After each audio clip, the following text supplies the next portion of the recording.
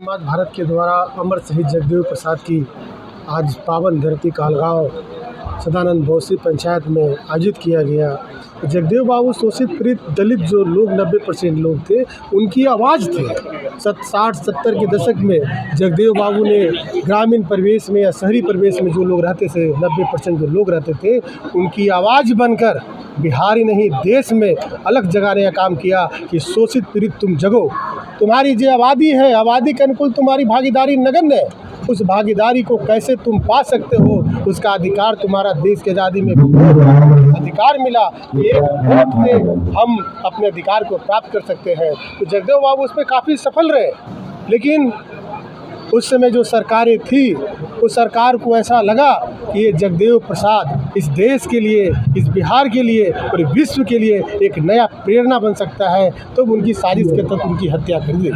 उनके जो अधूरे सपने थे, 10% लोगों का जो शासन और सत्ता पे जो अधिकार था, उस अधिकार की लड़ाई आज भी लड़ने के लिए ये सदानंद बोसी पंचायत में अमर शहीद जगदेव प्रसाद की जयंती मनाया गया है। और सपना एक ही है कि जो खोया हुआ विरासत है, तो 90% लोग हैं, अपनी भागीदारी को सुनिश्चित इस बिहार में और देश में कर सकें। धन्यवाद। जगदेव बाबू को याद करके उनके सपने को साकार करने के लिए संकल्प लेना।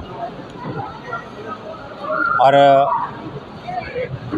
चूँकि जगदेव बाबू किसी खास जाति के नेता नहीं थे, वो सभी जातियों के सर्वमान्य नेता रहे हैं। वैसी स्थिति में हम सभी लोगों को, जो समाज के दबे पिछड़े लोग हैं, सारे लोगों को एक हो करके उनकी आवाज़ बन करके उनके सपने को पूरा करने की आवश्यकता है। 90% लोगों का सरकार में भागीदारी होनी चाहिए।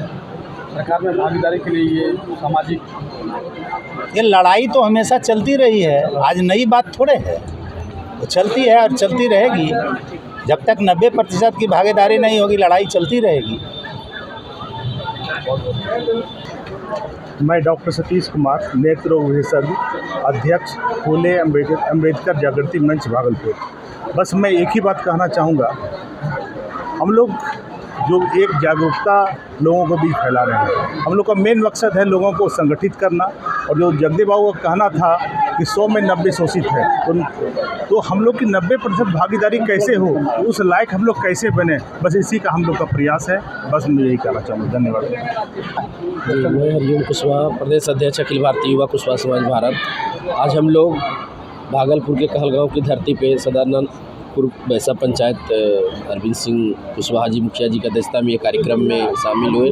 और जो महान अमर शहीद जगदेव प्रसाद जी की चिन्हों पे चलने की आज ज़रूरत है, और उनके अधूरे सपने को जिन्होंने 90% की लड़ाई लड़ी, तो आने वाले जो विधानसभा चुनाव है उसमें भागीदारी हो और उनकी जो सपना था वो सुनिश्चित हो। जो दबे कुचले शोषित की लड़ाई लड़ रहे थे, उनकी लड़ाई को आगे लड़ने की ज़रूरत है और आने वाले चुनाव में भागीदारी हो, और उसके अनुसार टिकट भी मिले आने वाले चुनाव में 90% का अधिक से अधिक टिकट, और देश की राजनीति में भी 90% की भागीदारी हो।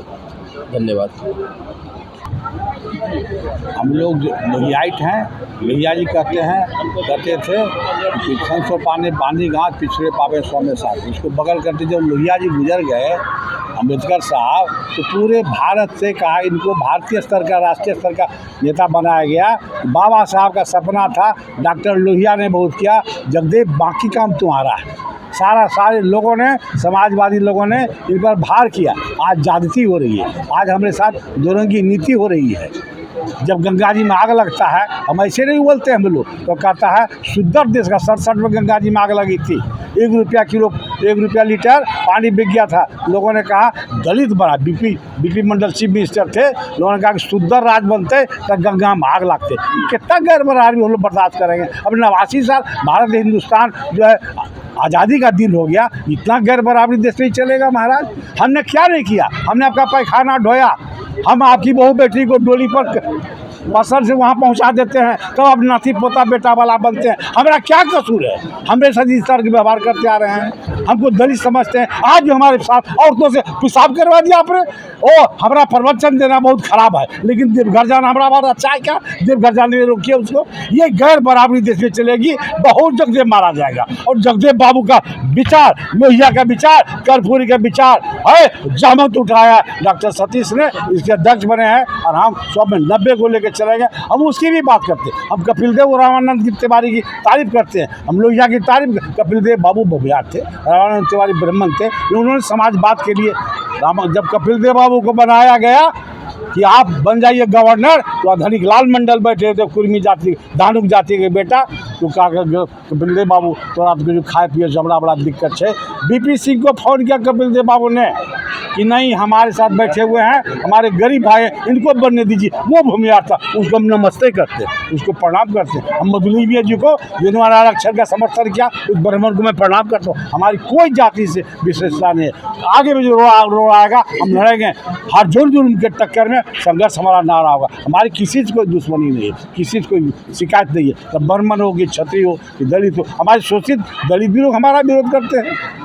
वो भी बहुत सारे लोग हैं। मान सिंह शुरू से चला आया है, आज भी मान सिंह है, आज भी जयचंद है। लेकिन हम शोषित दलित अपने मान मर्यादा से जीते रहे। हम सत्ता समाज के लिए अपने बहू बेटियों को ताक पड़ने लगाए, हमारी बहू बेटियों की इज्जत लूटा गया। ये बात सही है, आज भी लूटी जा रही है, लेकिन बेचते नहीं।